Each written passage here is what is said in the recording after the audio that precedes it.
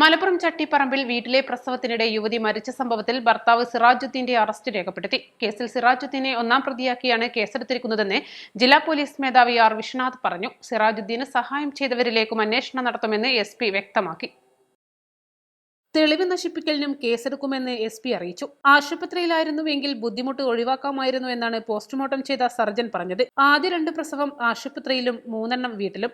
2 പ്രസവം ആലപ്പുഴയിൽ വെച്ചായിരുന്നുവെന്ന് SP പറഞ്ഞു. പ്രതിക്ക് ക്രിമിനൽ റെക്കോർഡില്ലെന്നും SP പറഞ്ഞു. വൈകുന്നേരം 6 മണിക്കാണ് യുവതി വീട്ടിൽ പ്രസവിച്ചത്. രാത്രി 9 മണിക്കാണ് യുവതി രക്തം വാർന്ന് മരിച്ചത്. കസ്റ്റഡിയിലുള്ള സിറാജുദ്ദീന്റെ അറസ്റ്റ് മലപ്പുറം പോലീസ് ഇന്ന് രേഖപ്പെടുത്തും. അസ്മയ്ക്ക് പ്രസവത്തെ തുടർന്നുണ്ടായ അമിത രക്തസ്രാവമാണ് മരണകാരണമെന്നാണ് പോസ്റ്റ്മോർട്ടം റിപ്പോർട്ട്. കൃത്യസമയത്ത് ചികിത്സ നൽകിയിരുന്നുവെങ്കിൽ ജീവൻ രക്ഷിക്കാമായിരുന്നുവെന്നും പോസ്റ്റ്മോർട്ടത്തിൽ കണ്ടെത്തി. കളമശ്ശേരി മെഡിക്കൽ കോളേജിലെ 3 മണിക്കൂർ നീണ്ട പോസ്റ്റ്മോർട്ടം നടപടികൾക്ക് ശേഷമാണ് കണ്ടെത്തൽ. കേസിന്റെ പോസ്റ്റ്മോർട്ടത്തിന്റെ ഡോക്ടറുടെ മൊഴി പ്രകാരം ഇതിൽ ഈ പെൺകുട്ടിക്ക് 5ാമത്തെ ഈ പ്രസവം എന്ന് പറയുന്നത് സ്വാഭാവികമായിട്ടും കുട്ടിക്കും അമ്മയ്ക്കും റിസ്ക് കൂടിയൊരു കാര്യമാണ്.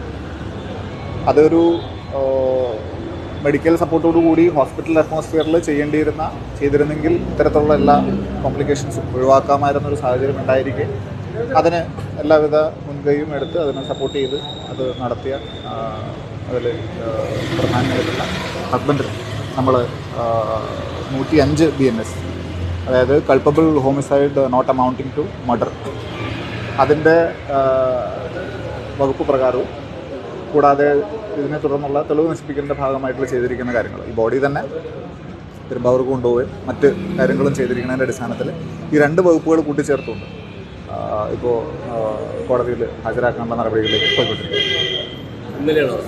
ഇന്നലെ വൈകിട്ട് അറസ്റ്റ് ചെയ്തത്.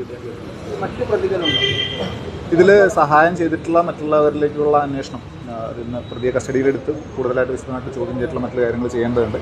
ഇതിൽ സപ്പോർട്ട് ആർക്കെങ്കിലുമൊക്കെ നൽകിയിട്ടുണ്ടെങ്കിൽ അതിലേക്കും അന്വേഷണം കൃത്യമായിട്ട്.